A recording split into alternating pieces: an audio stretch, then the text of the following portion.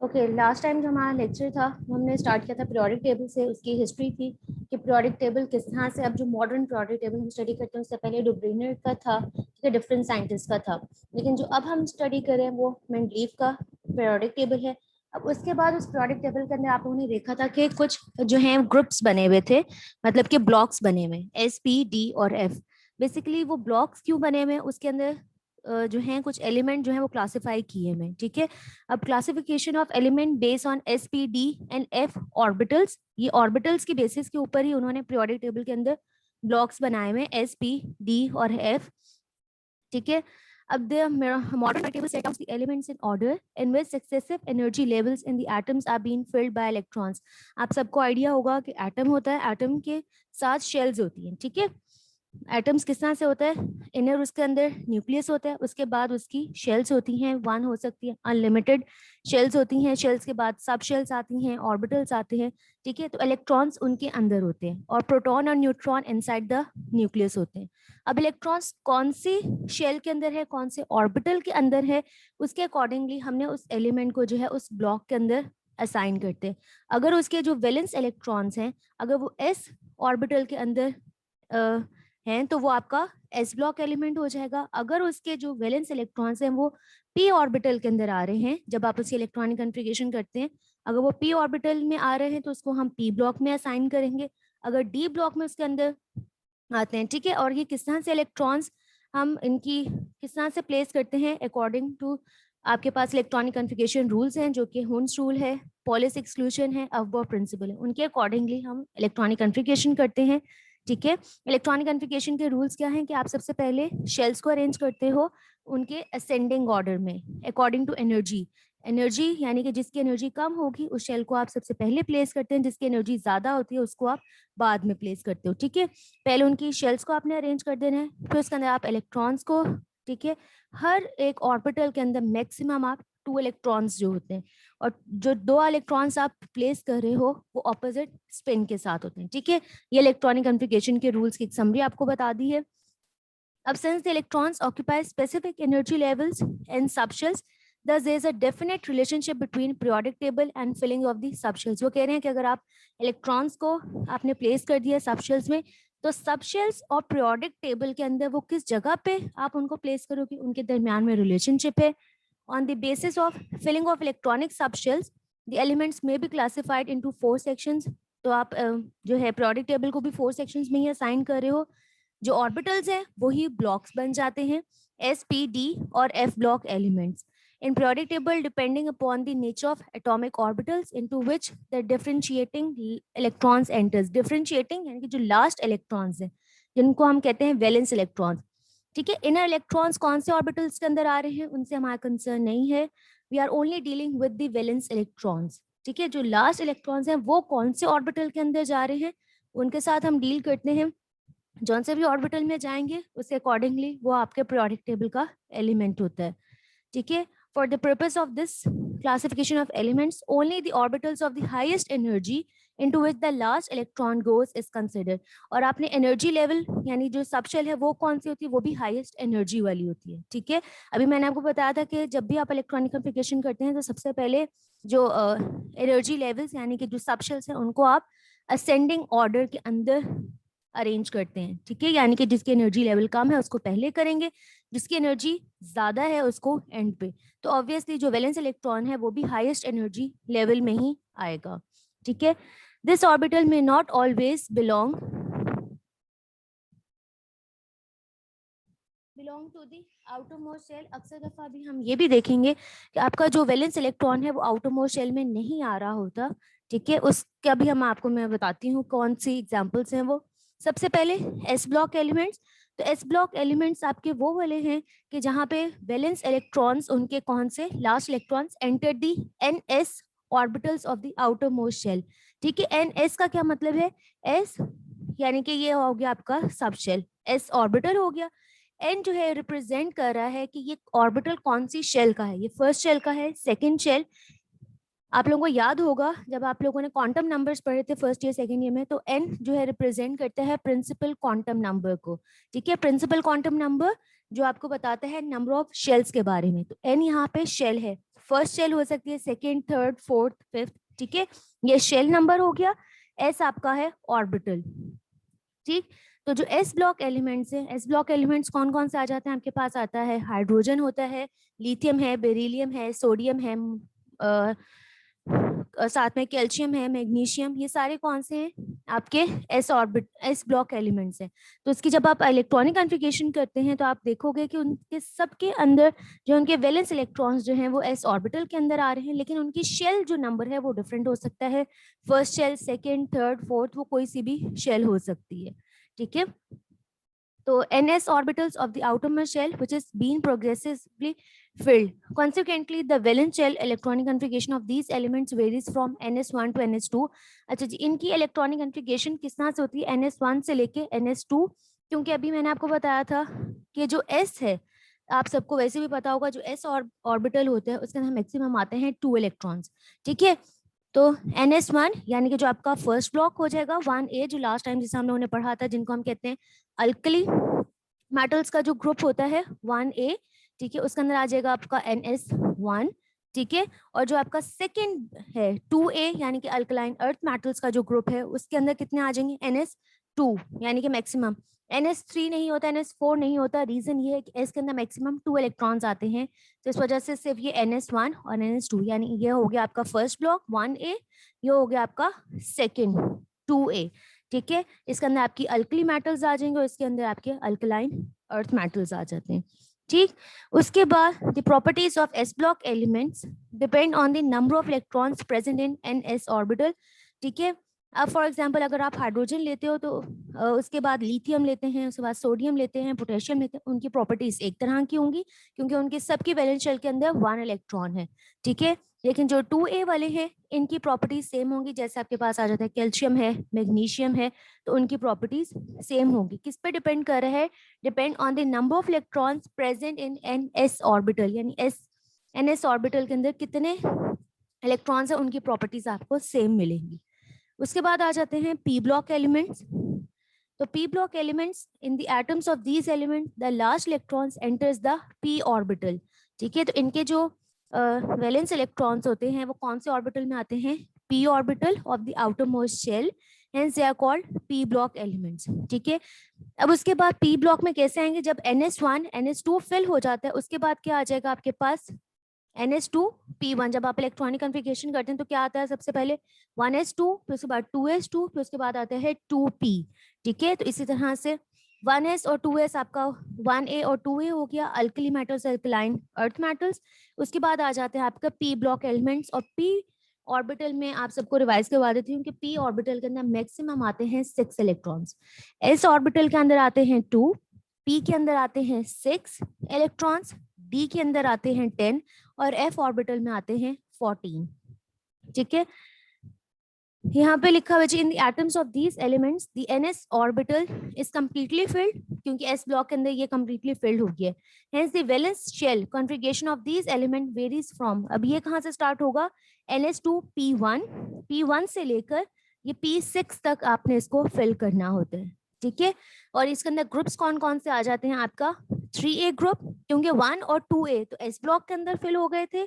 अब आपका p1 से p6 जो है वो इसके अंदर फिल होंगे, वो आपका p1 में आ जाएगा 3a, p2 में आ जाएगा 4a, p3 में आ जाएगा 5a, फिर p6 में आपका आ जाएगा p4, ठीक है, ये p5 और ये p6। इस तरह से भी आप देख सकते हैं कि टोटल कितने, अगर ये 2 + 1 3 तो ये आपका थर्ड a ग्रुप बन जाएगा, ठीक है। अगर ns2 p2 हो जाएगा तो टोटल हो गए 4, तो ये आपका 4a ब्लॉक हो जाएगा। अगर ये 2 प्लस आपके पास p जो है 3 हो जाए तो हो जाएगा 5, तो ये आपका 5a में आ जाएगा। n2 और ये हो जाए आपका 4, तो टोटल हो जाएंगे 6, तो ये 6 में। अगर ये आपके 5 है तो इस तरह से, ठीक है। अच्छा जी, अच्छा उसके बाद लिखा है group 8a is also called zero group. ये लास्ट टाइम पे हमने डिस्कस किया था कि 8a ग्रुप को हम जीरो ग्रुप भी कहते हैं, नोबल गैसेस भी कहते हैं। रीजन ये है कि इनका ऑक्टेट या डुप्लेट हीलियम के केस में जो है वो कंप्लीट है, इस वजह से इनको हम जीरो ग्रुप भी कहते हैं, ठीक है। Are the members of this block since the valence shell configuration. अब इनकी अगर वैलेंस शेल कॉन्फ़िगरेशन जो अभी मैं आपको वैसे एक रफली बता दी थी कि NH2P1, NH2P2, NH2P3, NH2P4, NH2P5 और NH2P6 रिस्पेक्टिवली, यानी कि ये किसकी है, 3rd A, 4th A, 5th A, 6th A, 7 A और ये 8 A ग्रुप्स की हैं। ठीक है, these elements lie at the extreme right of the periodic table. ये आपको पता होगा एस ब्लॉक जो है वो आपका एक्सट्रीम लेफ्ट पे आता है, ठीक है, पीरियोडिक टेबल के, और पीरियोडिक टेबल के एक्सट्रीम राइट के ऊपर आपका ये पी ब्लॉक आता है। ठीक है, इसके अंदर आपके जो है एलिमेंट्स जो है मेटल्स भी आती हैं, नॉन मेटल्स भी आती हैं, मेटलॉइड्स भी आते हैं, इनर्ट गैसेस। पी ब्लॉक के अंदर वैरायटी है एलिमेंट्स की कि metals, non metals, metalloids, inert gases सब आते हैं, जबकि आपका जो एस ब्लॉक था उसके अंदर आपका सिर्फ थी मेटल्स। ठीक है, एस ब्लॉक के अंदर सिर्फ मेटल्स थी, पी ब्लॉक के अंदर आपके पास वैरायटी आती है एलिमेंट्स की। अच्छा, S and P block elements last time भी बताया था, इनको हम क्या कहते हैं, ए ग्रुप एलिमेंट्स। ए ग्रुप क्या हम कहते हैं, इनको हम कहते हैं ये रिप्रेजेंटेटिव या मेन ग्रुप एलिमेंट्स हैं। ठीक है, लास्ट टाइम प्रोडक्ट टेबल में आपको दिखाया था कि कुछ आपके ग्रुप्स के साथ बी भी लिखा हुआ था, उनको हम क्या कहते हैं, वो आपके नॉन रिप्रेजेंटेटिव हैं। ठीक है, अब वो उसमें आ जाते हैं आपका डी ब्लॉक और F block elements. D block elements same वैसे जैसे एस और पी में हमने स्टडी किया कि उनके वैलेंस इलेक्ट्रॉन्स एस और पी में आ रहे थे, इसी तरह डी ब्लॉक एलिमेंट्स कौन से हैं, in these elements either in the atomic state. अब इनका थोड़ा सा एक्सेप्शनल केस है डी और एफ ब्लॉक में कि उनकी एटॉमिक स्टेट और any of their oxidation state. Oxidation state यानी कि अगर वो +1 +2 यानी कि जब वो आयनाइज हुए हैं, उनमें से किसी भी स्टेट में the last electrons enters the n-1 d, यानी कि डी ऑर्बिटल में लाजमी होंगे। ठीक है, डी ब्लॉक एलिमेंट्स आपके वो वाले एलिमेंट्स है या अपनी एटॉमिक स्टेट में या किसी भी अपनी ऑक्सीडेशन स्टेट के अंदर उनका जो लास्ट इलेक्ट्रॉन है वो डी ऑर्बिटल के अंदर लाजमन होगा। ठीक है, तो उसको हम कहते हैं डी ब्लॉक एलिमेंट। सिर्फ एटॉमिक स्टेट की बात नहीं की भी इसके अंदर, ऑक्सीडेशन स्टेट की, लेकिन एस और पी के अंदर वो अपनी एटॉमिक स्टेट में ही एस और पी ऑर्बिटल्स में थे, लेकिन डी ब्लॉक वाला हो सकता है एटॉमिक स्टेट में वो अपना एस में क्या नाम है, डी में ना हो, लेकिन किसी ऑक्सीडेशन स्टेट के अंदर यानी कि जब वो आयनाइज हुआ है उस टाइम पे वो डी ऑर्बिटल के अंदर उसका कोई इलेक्ट्रॉन एंटर हो जाए। ठीक है, in other words in these elements n-1 D orbital is being progressively field. ठीक है, अच्छा जी, n-1 क्या है, n अगेन आपकी शेल हो जाएगी n-1 और आपका d जो है वो ऑर्बिटल है। Hence these elements are called d block elements. उनके electronic configuration for the two outer shells of these element can be represented by। अच्छा जी, मोस्टली आपके जो डी ब्लॉक एलिमेंट्स हैं उनके इलेक्ट्रॉनिक कन्फिगरेशन इस तरह से होती है, n-1 d जो है 1-10। 1-10 लिखने का रीजन ये है कि अभी मैंने आपको बताया कि डी के अंदर मैक्सिमम जो है वो 10 इलेक्ट्रॉन्स होते हैं, तो ये डी 10 कंप्लीटली फिल्ड भी हो सकता है और ये 1 से 1-10 यानी कि ये 1 से लेकर 10 के दरमियान कहीं पे भी डी के अंदर इलेक्ट्रॉन्स हो सकते हैं और एस भी होगा इसके अंदर। ठीक है, और एस के अंदर आपको पता है कि मैक्सिमम 2 होते हैं और मिनिमम कितने होंगे 1, तो इस वजह से इस तरह से with the exceptions of chromium, copper, ये कुछ एलिमेंट्स इनके एक्सेप्शंस हैं कि इनके अंदर in these atoms of in the atoms of these elements the ns orbital is completely filled। जब आप इनके इलेक्ट्रॉनिक कन्फिगरेशन करते हैं एलिमेंट्स की तो इनके ns जो है वो completely filled होगा और d जो है वो कहीं partially filled या half filled या incomplete होगा। ठीक है, लेकिन d के अंदर लाजमन इलेक्ट्रॉन्स होंगे जरूर। These elements are placed in the middle of the periodic table। S block हो गया आपका एक्सट्रीम लेफ्ट के ऊपर, P ब्लॉक हो गया एक्सट्रीम राइट के ऊपर, तो सेंटर के अंदर आपका आ जाता है D ब्लॉक। ठीक है, D ब्लॉक आ जाता है between S and P block elements in the B groups. अभी जैसे अभी हमने पढ़ा P ब्लॉक और S और P ब्लॉक एलिमेंट्स को हम कहते हैं रिप्रेजेंट करते हैं A के साथ, लेकिन जो आपके D ब्लॉक एलिमेंट्स हैं उनको हम रिप्रेजेंट करते हैं B के साथ, तो इनको हम B ग्रुप भी कहते हैं। ठीक है, in the periodic table are also called D transition elements और more simply as transition elements। हम D block elements को transition elements भी कहते हैं। ठीक है, इनके 3 डिफरेंट नेम है, D transition elements, transition elements या transition metals। ठीक है, इनमें से आप कुछ भी इनको कह सकते हैं D block elements को। ट्रांजिशन कहने की रीजन ये है क्योंकि इनकी प्रॉपर्टीज जो है वो S और P के इन बिटवीन होती है, एक ये रीजन है। दूसरी रीजन जब आप इसके इलेक्ट्रॉनिक कन्फिगरेशन करते हैं तो अक्सर दफा इनके जो इलेक्ट्रॉन्स हैं वो भी जंप कर रहे होते हैं डी और एस के अंदर, इस वजह से इनको ट्रांजिशन कहा जाता है। ट्रांजिशन का मतलब होता है change. The transition elements are classified into 4 series. Further 4 series इसकी आ जाती हैं 3D, 4D, 5D, 6D. ठीक है, तो ये आपके पास इनकी हैं। इन सीरीज को उन्होंने बताया हुआ है, जस्ट इनके एलिमेंट्स बताए हुए हैं कि फर्स्ट ट्रांजिशन सीरीज जो कि आपके 3D सीरीज है, उसके अंदर स्कैंडियम से लेकर कॉपर तक है। ठीक है, सेकेंड ट्रांजिशन सीरीज जिसको आप 4D कहते हैं, ये उन्होंने आपको जस्ट सीरीज बताई हैं कि इनके अंदर कौन कौन से इलेक्ट्रॉन्स आते हैं। उसके बाद आ जाता है आपका last block which is F block. ठीक है, एफ ब्लॉक एलिमेंट्स को हम कहते हैं इनर ट्रांजिशन। अच्छा जी, यहाँ पे प्रोडक्ट टेबल अगर आप देखो तो एक्सट्रीम लेफ्ट के ऊपर आ गया एस ब्लॉक, एक्सट्रीम राइट के ऊपर है आपका पी ब्लॉक, सेंटर में है डी ब्लॉक, और एफ ब्लॉक जो है ये आपको बाहर नजर आ रहा है। जबकि इसको कहते एफ ब्लॉक एलिमेंट्स को हम कहते इनर ट्रांजिशन एलिमेंट्स हैं, जब और ये जो डी ब्लॉक है इनको हम कहते हैं आउटर ट्रांजिशन एलिमेंट। जबकि ये जो है आपको लग ऐसे रहा है कि पीरियोडिक टेबल में अंदर है, इनको इनर कहना चाहिए था, और ये बाहर है तो आउटर, ऐसा नहीं है। इसके अंदर तो इसे केमिस्ट्री ये है कि जब आप इसकी इलेक्ट्रॉनिक कॉन्फ़िगरेशन स्टडी करते हैं तो इसका जो डी ब्लॉक है वो डी ऑर्बिटल बाहर को आ रहा होता है, इस वजह से ये डी आउटर ट्रांजिशन है, और ये एफ जो है ये इनर ट्रांजिशन एलिमेंट्स हैं। ठीक है, in these elements either in atomic state or in any of their common oxidation state the last electron enters in n-2 f orbitals of the n-2 shell। ठीक है, तो f orbital के अंदर जरूर होंगे किसी भी एटॉमिक स्टेट में या कॉमन ऑक्सीडेशन स्टेट के अंदर। ठीक, इसके अंदर आपके पास आ जाते हैं 4f और 5f orbitals. The inner transition elements are located between group 3a से 4b। ठीक है, ये बेसिकली यहाँ पे आपको लास्ट टाइम बताया था लेंथेनाइड और एक्टिनाइड है, उनकी सीरीज उन्होंने यहाँ पे लिखी हुई है। उनकी प्रॉपर्टीज जो है वो यहाँ मैच नहीं करी थी, उससे नीचे ये उन्होंने बनाई हुई है।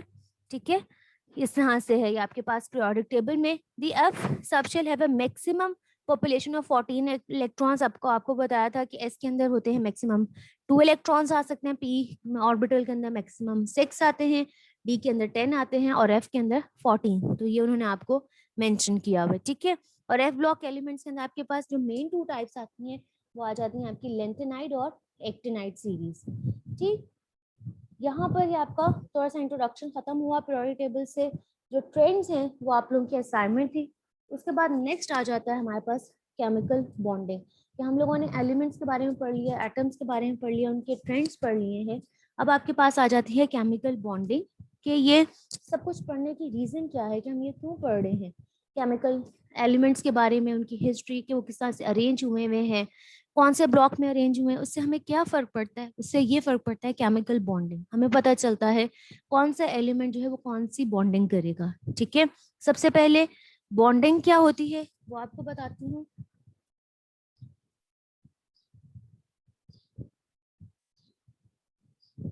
अच्छा जी, chemical bonding basically force of attraction exist between atoms. Atoms के दरमियान में फोर्स ऑफ अट्रैक्शन होती है। अब वो फोर्स ऑफ अट्रैक्शन किस तरह की हो सकती है, वो आयनिक हो सकती है।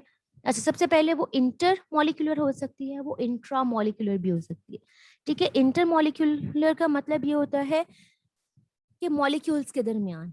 ठीक है, फॉर एग्जांपल आपके पास एक है वाटर का मॉलिक्यूल है, एक और वाटर का मॉलिक्यूल, इनके मॉलिक्यूल्स के दरमियान होगी तो ये आपकी होती है इंटर मॉलिक्यूलर। ठीक है, और इंट्रा मॉलिक्यूलर में आ जाती है with in a molecule. For example water का एक ही मॉलिक्यूल है तो इसके अंदर कौन सी अट्रैक्टिव फोर्सेस हैं, तो आपकी आ जाती है इंट्रा के अंदर। ठीक है, तो ये होती है बॉन्डिंग इंट्रा और इंटर। अब ये फोर्स ऑफ अट्रैक्शन होती क्यों है, एलिमेंट्स जो हैं बॉन्डिंग क्यों करते हैं, तो रीजन उसकी ये है स्टेबिलिटी गेन करने के लिए। आपके जितने भी पीरियोडिक टेबल के अंदर एलिमेंट्स हैं एक्सेप्ट नोबल गैसेस के अलावा जितने एलिमेंट्स हैं सब स्टेबिलिटी गेन करना चाहते हैं। स्टेबिलिटी गेन करने का क्या मतलब होता है, वो अपने नियरेस्ट नोबल गैस जैसी इलेक्ट्रॉनिक कॉन्फ़िगरेशन अटेन करना चाहते हैं। ठीक है, फॉर एग्जाम्पल अगर हाइड्रोजन है तो हाइड्रोजन का जो नियरेस्ट नोबल गैस है वो आ जाता है हीलियम। तो हाइड्रोजन के पास अगर 1 इलेक्ट्रॉन है तो अब वो अपने आप को स्टेबल कैसे करेगा, हीलियम जैसी। हीलियम के पास कितने मैक्सिमम इलेक्ट्रॉन होते हैं 2, तो हाइड्रोजन अपने आप को स्टेबल तब समझता है जब वो 2 इलेक्ट्रॉन्स ले ले। ठीक है, इसी तरह से आपके पास बाकी एलिमेंट्स की भी यही कोशिश होती है कि अपने आप को स्टेबल करें, और स्टेबल करने के लिए वो बॉन्डिंग करते हैं। वो बॉन्डिंग किस किस तरह से करते हैं, लूज कर देते हैं इलेक्ट्रॉन, गेन कर लेते हैं, और अक्सर दफा शेयरिंग करते हैं। ठीक है, तो ये डिफरेंट वेज होते हैं। अब ये डिपेंड करता है एटम के ऊपर, एलिमेंट के ऊपर, कि उसकी किस तरह की नेचर है। सारे हमेशा लूज नहीं कर सकते, सारे एलिमेंट्स गेन नहीं कर सकते, सब शेयर नहीं कर सकते, सबकी अपनी अपनी नेचर है। ठीक है, उस नेचर के अकॉर्डिंगली वो बॉन्डिंग करते हैं।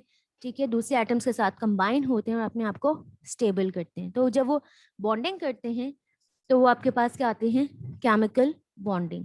ठीक है, the force which hold two atoms together in a molecule are described by the word bond. Bond क्या है, जब आपके दो एटम्स, आप फोर्स है बेसिकली जो कि दो एटम्स को इकट्ठे रखती है, उसको हम कहते हैं कि ये बॉन्ड बन गया है। Before the concentration of electronic structure of atoms by the nature of force binding atoms together to form molecules were considered to be। ठीक है, आपने इलेक्ट्रॉनिक स्ट्रक्चर्स स्टडी करने से पहले आप नेचर ऑफ फोर्स के बारे में, ठीक है, due to their combining capacity called valency. Valency क्या होती है, कंबाइनिंग कैपेसिटी, वो उसकी कंबाइनिंग कैपेसिटी कितनी है। Thus the valency was considered as the number of valence bonds formed by an atom of an one element with the other atom। एक element दूसरे element के साथ कितने बॉन्ड्स फॉर्म करता है, उसको हम कहते हैं उसकी ये वैलेंसी है, उसकी कंबाइनिंग कैपेसिटी है। ठीक है, फॉर एग्जांपल हाइड्रोजन जो है वो हमेशा आप देखोगे एक ही बॉन्ड बनाता है, मैक्सिमम हाइड्रोजन का वन बॉन्ड होता है। ठीक है, तो उसकी वैलेंसी क्या हो जाएगी, वन। ठीक, उसके बाद अगर आज हम आते हैं हीलियम, हीलियम आप कोई बॉन्ड नहीं बनाता, उसकी वैलेंसी हो जाएगी जीरो। उसके बाद आ जाते हैं लिथियम के ऊपर, तो लिथियम भी एक ही बॉन्ड बनाता है, सोडियम भी एक ही बॉन्ड बनाता है, क्लोरीन भी एक ही बॉन्ड बनाता है। तो इनकी हो जाएगी ये, जितनी बॉन्ड बनाने की कैपेसिटी है, कंबाइनिंग कैपेसिटी को हम कहेंगे ये उसकी वैलेंसी है। ठीक है, फिर उसके बाद उन्होंने कुछ आपको यही स्टेबल होने का बताया कि stable molecule is a group of atoms held together by balance forces. The distance of separation of atoms in the molecules are और of the order of atomic diameter taken in Armstrong units। अच्छा, ये important चीज है कि अब atoms, हर atom हर एक के साथ कंबाइन नहीं होता। फॉर एग्जांपल आपका जिस तरह से है ऑक्सीजन जो है वो ऑक्सीजन आपका क्लोरीन के साथ कंबाइन नहीं होगा। ठीक है, अब उसकी रीजन क्या है कि जब दो एटम्स जो हैं एक दूसरे के करीब आते हैं, बेसिकली होता क्या है कि जब भी दो एटम्स एक दूसरे के करीब आते हैं तो दो तरह की फोर्सेस ऑपरेट हो रही होती हैं। ठीक है, जब भी दो एटम्स एक दूसरे के करीब आते हैं तो दो फोर्सेस होती हैं, एक फोर्स ऑफ अट्रैक्शन, ठीक है, और एक होती है फोर्स ऑफ रिपल्शन। ठीक, अब दो एटम्स हैं एक दूसरे के करीब आए हैं तो फोर्स ऑफ अट्रैक्शन कैसे हो जाएगी, एक का न्यूक्लियस दूसरे के इलेक्ट्रॉन्स को अट्रैक्ट कर रहा होगा, दूसरे का न्यूक्लियस भी उस पहले वाले के इलेक्ट्रॉन्स को अट्रैक्ट कर रहा होगा, तो फोर्स ऑफ अट्रैक्शन भी होती है जब भी दो एटम्स एक दूसरे करीब आते हैं। और फोर्स ऑफ रिपल्शन भी उस टाइम पे होती है। रिपल्शन कैसे है कि दोनों के इलेक्ट्रॉन्स आपस में एक दूसरे को रिपेल कर रहे होते हैं। अब क्या होगा कि जब भी फोर्स ऑफ अट्रैक्शन और फोर्स ऑफ रिपल्शन, जो भी एटम्स करीब आ रहे हैं जिसके दरमियान फोर्स ऑफ अट्रैक्शन की वैल्यू ज्यादा होगी वो आपस में बॉन्ड बना लेंगे, जिनके दरमियान में फोर्स ऑफ रिपल्शन की वैल्यू ज्यादा होगी वो बॉन्ड नहीं बना पाएंगे। ठीक है, और ये फोर्स ऑफ अट्रैक्शन और रिपल्शन बेसिकली क्या है, वो द डिस्टेंस ऑफ सेपरेशन है। ठीक है, वो एक दूसरे को करीब नहीं आने दे रही होती है, रिपल्शन की फोर्सेस उनके दरमियान डिस्टेंस होता है। अगर डिस्टेंस उनका कम हो गया यानी कि फोर्स ऑफ अट्रैक्शन इसका मतलब है ज्यादा हो जाएगी तो बॉन्ड बन जाएगा। अगर डिस्टेंस ऑफ सेपरेशन बढ़ जाएगा तो उससे क्या होगा कि उनके दरमियान बॉन्ड नहीं बनेगा। The forces which are responsible for chemical bonding depend upon the structure of atoms. It is due to this reason that progress in understanding the chemical bonding has gone hand in hand with the progress in the elucidation of atomic structure। ठीक है, different scientist ने हमें atomic structures बताया, electronic configuration बताई हैं, और हमें ये बताया है कि आपके इलेक्ट्रोस्टैटिक फोर्स ऑफ अट्रैक्शन क्या होती है। तो यहाँ पे उन्होंने आपको डिफरेंस बताई हैं, जैसे यहाँ पे पोलर यानी कि आयनिक बॉन्ड का बताया हुआ है। आयनिक बॉन्ड में क्या होता है कि डिफरेंट आयंस आपस में अट्रैक्ट होते हैं। आयंस क्या होते हैं, जब भी आपका न्यूट्रल एटम लूज या गेन करता है इलेक्ट्रॉन्स तो वो क्या होता है, आयन बना लेता है, केटाइन या एनाइन। ठीक है, अगर एनाइंस एक दूसरे के करीब आते हैं, ऑपोजिटली चार्ज आयंस, ठीक है, जिसके करीब आएंगे तो वो कौन सा केमिकल बॉन्ड बनाएंगे, उसको हम कहते हैं आयनिक, या हम उसको कहते हैं पोलर बॉन्ड। ठीक, उसके बाद आ जाता है जहां पे शेयरिंग ऑफ इलेक्ट्रॉन्स हो रही होती है उसको हम कहते हैं कोवलेंट, और उसको हम कहते हैं नॉन पोलर बॉन्ड। ठीक है, उसके बाद आपके पास कुछ केमिकल बॉन्ड्स ऐसे भी हैं जहाँ पे आयन डायपोल फोर्सेस हैं, डायपोल डायपोल, जो कि आप लोगों ने पढ़ी होगी इंटरमॉलिक्यूलर फोर्सेस। ठीक है, ये इंटरमॉलिक्यूलर फोर्सेस हैं। अभी आपको स्टार्ट में बताया था, एक होती है इंट्रा और एक होती है इंटर। तो ये इंटर के अंदर आ जाती है आयन डायपोल, डायपोल डायपोल, आपकी हाइड्रोजन बॉन्डिंग, ये सारी आपकी कौन सी हैं, इंटर हैं। ठीक है, यहाँ पे जो अभी आपको मैंने एक थोड़ी सी स्टोरी बताई थी फोर्स ऑफ अट्रैक्शन और रिपल्शन की, ये इस पैराग्राफ में ये वो वाली स्टोरी दी है कि when atoms combine to form molecules, they come close together and interact in such a way that energy of the system is low. तो उनकी एनर्जी कम हो जाती है। During the bond formation of the energy the molecular system falls due to, अगर system की energy कम हो गई है तो उसकी रीजन क्या है, अट्रैक्टिव फोर्सेस। ठीक है, अट्रैक्टिव फोर्सेस की वजह से वो एनर्जी उनकी कम हो जाएगी।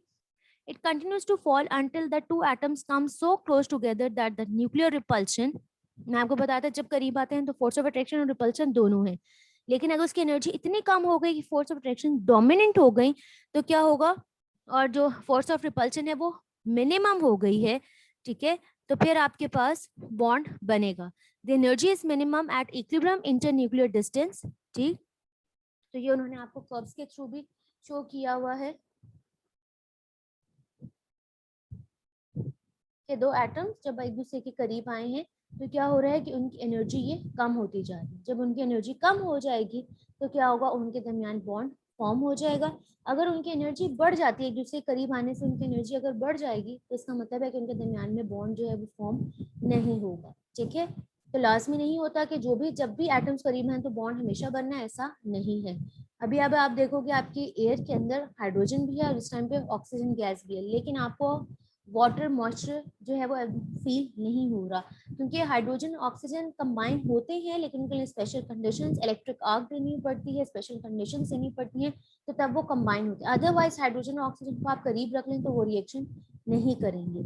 ठीक है, यहाँ पे उन्होंने आपको कुछ nature and types of chemicals bond बताए हैं, जैसे कि आयनिक है जिसको हम इलेक्ट्रोवेलेंट भी कहते हैं, कोवलेंट है, कोऑर्डिनेट कोवलेंट है, मेटालिक है, वंडरवॉल है, hydrogen bonding, electron deficient molecules. ये आपको कुछ नेचर और टाइप्स ऑफ केमिकल बॉन्डिंग बताई है। इसके बाद हम जो डिस्कस करेंगे वो है आयनिक, और जिसको हम कहते हैं इलेक्ट्रोवेलेंट बॉन्ड। और सबको बहुत अच्छे से आइडिया होगा कि आयनिक बॉन्ड क्या होता है, समझे, आपकी एक रिविजन ही है कि this type of bond is exhibited by atoms which can either lose electron, जब आपका न्यूट्रल एटम लूज करता है, या गेन करता है तो आइंस बनाता है। अगर वो लूज कर रहा है तो वो क्या बनाएगा, केटाइन, और अगर गेन करता है इलेक्ट्रॉन तो वो बना देगा एनाइन। ठीक है, the atom which can lose electron is said to be electropositive. जो एटम इलेक्ट्रॉन को लूज कर रहा है यानी कि केटाइन फॉर्म कर रहा है उसको हम क्या कहते हैं कि वो इलेक्ट्रोपॉजिटिव है या बेसिक है। And the atom capable of gaining, जो एटम गेन करता है इलेक्ट्रॉन उसको हम कहते हैं कि वो इलेक्ट्रोनेगेटिव है। ठीक है, the more electropositive atom has always low value of ionization potential. अभी आप लोगों को जो असाइनमेंट्स भी दी थी उसका आयनाइजेशन पोटेंशियल भी है। ठीक है, जो इलेक्ट्रोपॉजिटिव एटम है जिसकी आयनाइजेशन पोटेंशियल की वैल्यू कम होगी, ठीक है, and this capable of losing electron with greater ease, जब उसकी आयनाइजेशन पोटेंशियल की वैल्यू कम होगी तो वो इजीली इलेक्ट्रॉन को लूज कर देगा। The electron lost by electropositive atoms are completely transferred to the, और जो वो इलेक्ट्रॉन लूज कर देता है तो वो क्या होता है, जिसकी इलेक्ट्रोनेगेटिविटी की वैल्यू ज्यादा होगी वो उसको एक्सेप्ट कर लेगा। इस तरह से बॉन्ड बनता है। The bond form by the complete transfer of electron from electropositive atom to more electronegative atom is called ionic और इलेक्ट्रोवेलेंट बॉन्ड। इसको हम पोलर बॉन्ड भी कहते हैं, आयनिक बॉन्ड भी कहते हैं, इलेक्ट्रोवेलेंट बॉन्ड भी कहते हैं। ठीक है, ट्रांसफर कहाँ से हो रही है, इलेक्ट्रोपॉजिटिव से इलेक्ट्रोनेगेटिव की तरफ। ये आपके फॉर सपोज के दो एटम्स थे, अब ये आपका केटाइन है और ये एनाइन, इनके दरमियान में बॉन्ड कैसे फॉर्म होगा, ये आपका इलेक्ट्रोपॉजिटिव है, ठीक है, और ये आपका इलेक्ट्रोनेगेटिव है, ये लूज कर देगा और ये गेन कर लेगा, तो इनके दरमियान जो है वो बॉन्ड फॉर्म हो जाएगा। ठीक है, उसके बाद ये energy required to completely separate the ions from diatomic molecules is given by the, ये आपको उन्होंने दिया हुआ इलेक्ट्रोस्टैटिक फोर्स ऑफ अट्रैक्शन। ठीक है, पोटेंशियल एनर्जी, इलेक्ट्रोस्टैटिक एनर्जी और वंडरवॉल एनर्जी। तो ये इलेक्ट्रोस्टैटिक एनर्जी का उन्होंने आपको फॉर्मूला दिया Q1 और Q2। ठीक है, और ये E स्क्वायर आपके पास Q1 और Q2 चार्जेस हैं एटम्स के, क्योंकि हम डायटोमिक की बात कर रहे हैं। ठीक है, जैसे कि M और X, ठीक है, और R is the internuclear separation, जो कि हमने लास्ट पढ़ा था कि जब भी एटम बॉन्ड फॉर्म होते हैं तो उनके जब वो करीब आते हैं तो उनके दरमियान में डिस्टेंस होता है, तो ये वो इंटरन्यूक्लियर सेपरेशन है। ठीक है, और सारे जो एटम्स हैं वो हमेशा लूज नहीं करते इलेक्ट्रॉन, सारे एटम्स गेन नहीं करते। ठीक है, तो उसका भी एक रूल है कि अगर आपके पास, सबको आइडिया होगा कि वैलेंस इलेक्ट्रॉन के अंदर 8 इलेक्ट्रॉन्स होते हैं। ठीक है, अगर आपके लेस देन 4 इलेक्ट्रॉन्स होंगे, यानी कि 1 इलेक्ट्रॉन है, 2 है, 3 है, तो एटम के लिए ज्यादा इजी है कि वो अपने लूज कर दे। ठीक है, यानी वो केटाइंस बनाने में ज्यादा कंफर्टेबल होगा। ठीक है, और जिनके पास मोर देन 4 इलेक्ट्रॉन्स होते हैं, यानी 5, 6 और 7, वो क्या करते हैं, गेन करते हैं, यानी कि वो एनाइंस फॉर्म करते हैं। और जिनके पास 4 इलेक्ट्रॉन्स होते हैं, ठीक, तो उनके लिए बेस्ट ये होता है कि वो कोवलेंट बॉन्ड बनाए, यानी कि शेयरिंग करें। ठीक है, और जिनके पास 8 इलेक्ट्रॉन्स होते हैं तो आपकी नोबल गैसेस हैं, तो ना वो लूज करेंगी ना वो गेन करेंगी। ठीक है, इस वजह से वो नोबल गैसेस में आपकी आ जाती हैं। ठीक, यहाँ पे अब उन्होंने आपको कुछ एग्जांपल्स दी हुई हैं कि during this process potassium and chloride would be produce. यहाँ पे उन्होंने आपको बताया कि पोटेशियम एटम है, उसका एटॉमिक नंबर 19 पे, आगे इलेक्ट्रॉनिक कन्फिग्रेशन उन्होंने आपको बताई है। ठीक, अब इसकी देखेंगे वैलेंस शेल के अंदर कितने इलेक्ट्रॉन्स आ रहे हैं, 4s1, सिर्फ एक इलेक्ट्रॉन आ रहा है, जो कि क्लोरीन है, उसकी इलेक्ट्रॉनिक कन्फिग्रेशन 17 है। उसकी आप इलेक्ट्रॉनिक कन्फिग्रेशन देखेंगे तो वैलेंस शेल में आ रहे हैं 5। ठीक है, यहाँ पे अब वो क्या करेगा, बल्कि इसकी जो वैलेंस शेल बनती है वो है 3s2 और 3p5, ये वाली, टोटल 5 + 2 यानी 7। इसके पास 7 इलेक्ट्रॉन्स हैं, इसके पास 1 है, तो इसको अपना ऑक्टेट कंप्लीट करने के लिए ये लूज कर देगा पोटेशियम, और ये गेन कर लेगा। ठीक है, तो इस तरह से इन दोनों के दरमियान में जो है वो बॉन्ड फॉर्म हो जाएगा, आयनिक बॉन्ड। पोटेशियम एक इलेक्ट्रॉन लूज कर देगा और क्लोरीन एक इलेक्ट्रॉन एक्सेप्ट करके, तो ये आपके पास पोटेशियम क्लोराइड सॉल्ट बन जाता है। ठीक है, ये इस तरह से। अच्छा जी, यहाँ पे हम लेक्चर को एंड करते हैं सिर्फ आयनिक बॉन्ड तक। इसकी बहुत सारी और एग्जांपल्स आपकी बुक में भी दी हुई हैं। ठीक है, और साथ में आप नेट से भी देख सकते हो।